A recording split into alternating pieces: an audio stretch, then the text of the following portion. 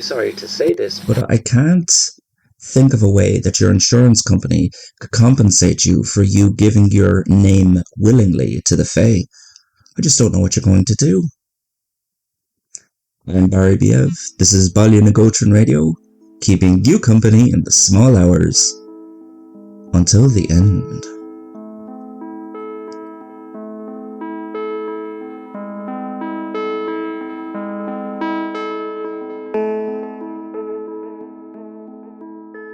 Quick notes before we move on to tonight's story.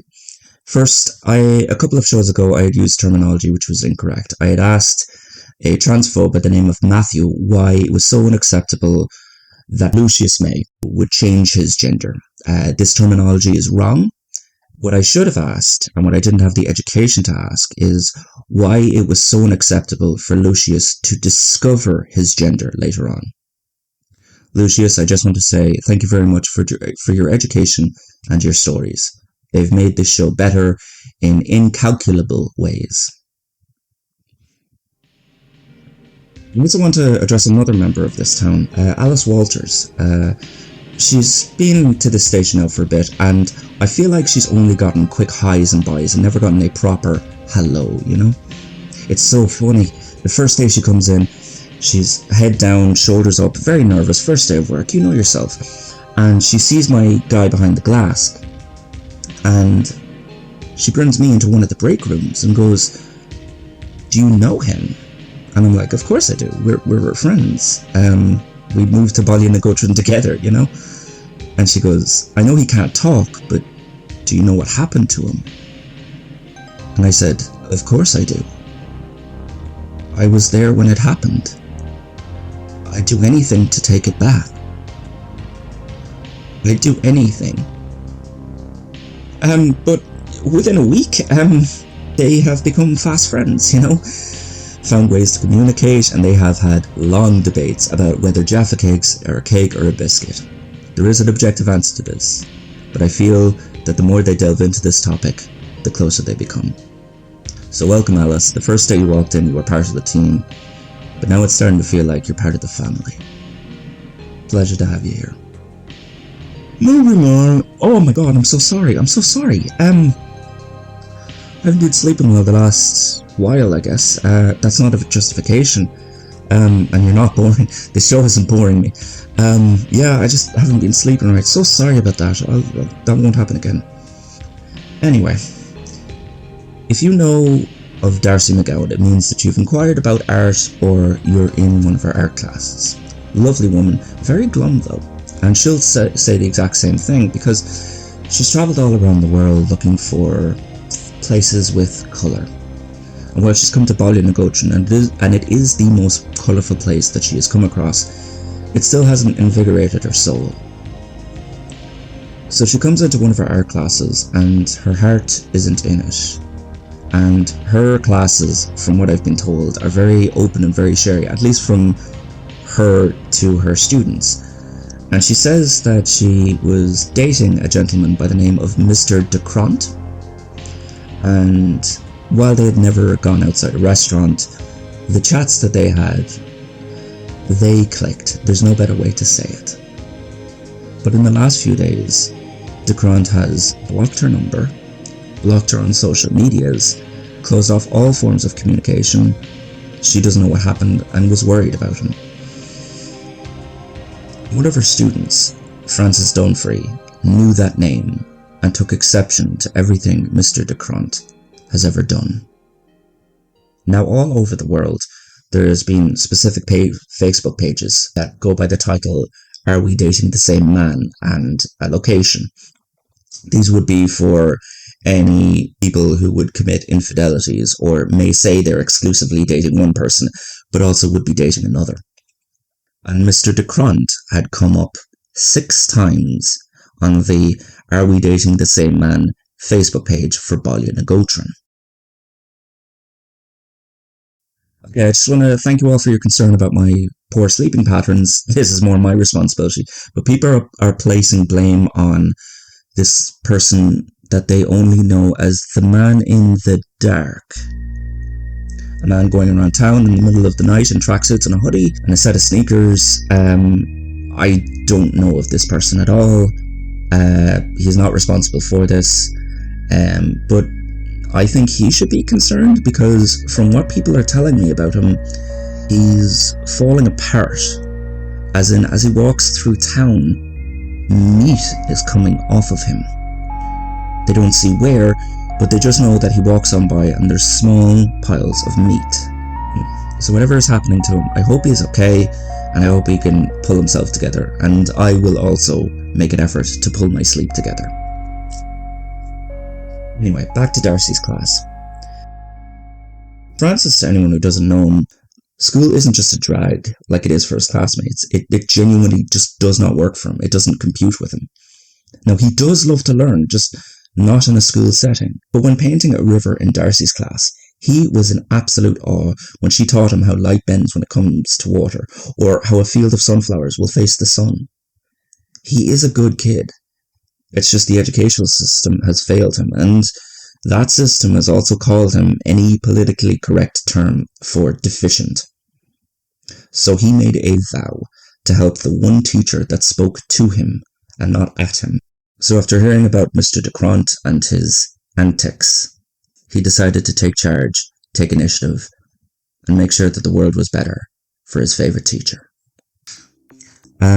Okay, we're getting more and more texts about this man in the dark and the concern from him, and I understand that the fears of the unknown, we don't know anything about him, but he's really not that, dangerous or scary. But we've gotten one text here, and it's, okay, it says, last week I got a reading from Marl the Magnificent, and he said that this man in the dark is more dangerous than the new name itself. Okay, the new name is more powerful, more destructive than all the grimoires in the library combined with all the creatures and their fantastic abilities all rolled up into one. The new name bests them all easily. Are you telling me that this man in the dark is meant to be worse than that? Look, we've just gotten another text. Why are you so adamant about not talking about the man in the dark? Does he have control of viewers? Alright, okay, I'm stopping this right here and now. The man in the dark is me. I've been spending my nights walking around, and I'm not falling apart, I'm not leaving off meat. It's cat food. I've been walking around with tins of cat food and tins of tuna, and leaving them around, and I'll tell you exactly why. A few episodes ago, we had talked about a missing cat named Xander. And I got the impression that Xander did not want to be home, that there were better places for him to belong to. So I have spent my nights leaving tuna and cat food just around the town in the hopes that he or other strays that maybe don't belong where they are at the moment come to me, and together we could find something better for them, a better solution, a better home, But this man in the dark, nothing to be concerned about. It's your old friend Barry. After Francis found out that Darcy was dating Mr. Decront, he rang me and asked me could I talk about him on the show. And I was absolutely for this, because if you hurt any member of this town, you get blasted. I don't care. You do not hurt one of our own. Before we made a final decision, Francis went off. He's very headstrong to do his own research and get his own evidence. Mr. Decront's house was not hard to find. Now, I cannot talk about any illegal activity that happened while Francis was looking into Decront. What I can say is that Francis was made aware of text messages sent to other people, but not just from Mr. Decront, also from Mrs. Decront.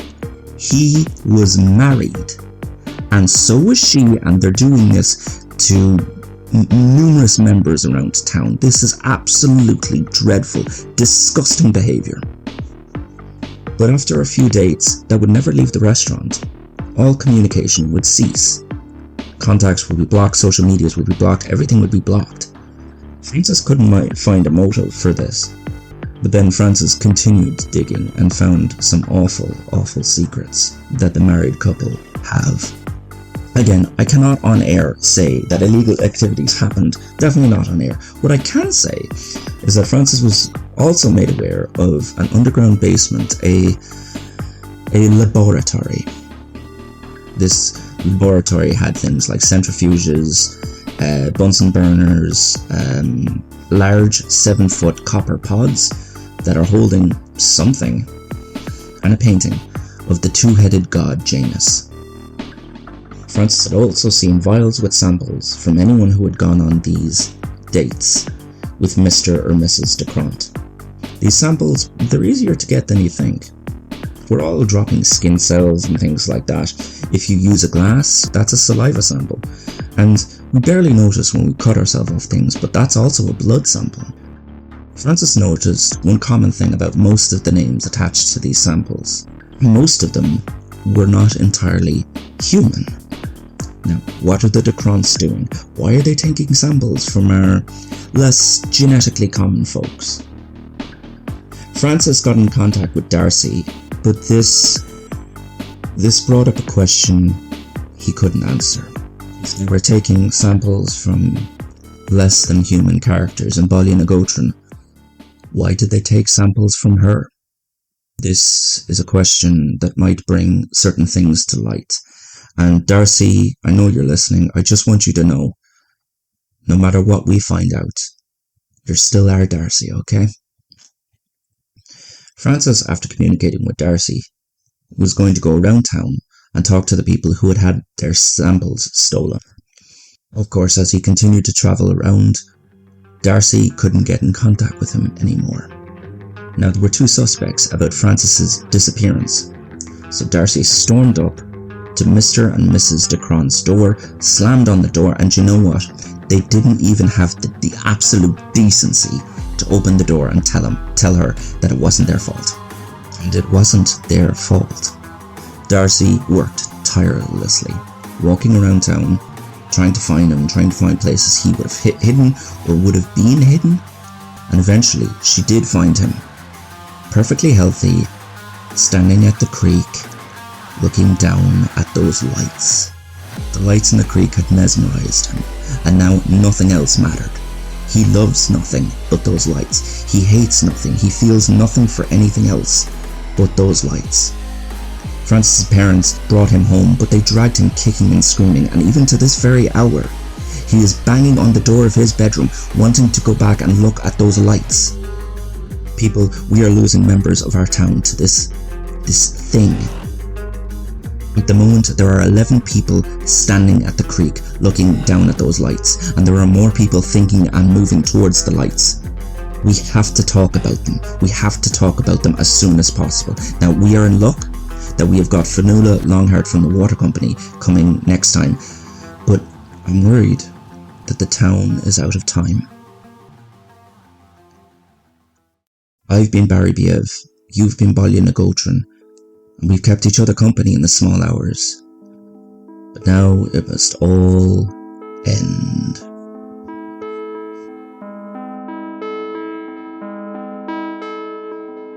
You've been listening to Baile na Gótrin, made by me, Jacob Wordsmith. If you enjoyed this episode, there's appropriate buttons to press and boxes to write in to show your support. You can also follow the show on its socials, which are Baile na Gótrin on Instagram and Baile na Gótrin on TikTok. As well as that, if you want to get a closer look at the production, or maybe get involved in the production, the Baile na Gótrin Patreon page is there for you. Oh, one more thing. Thank you for coming to town.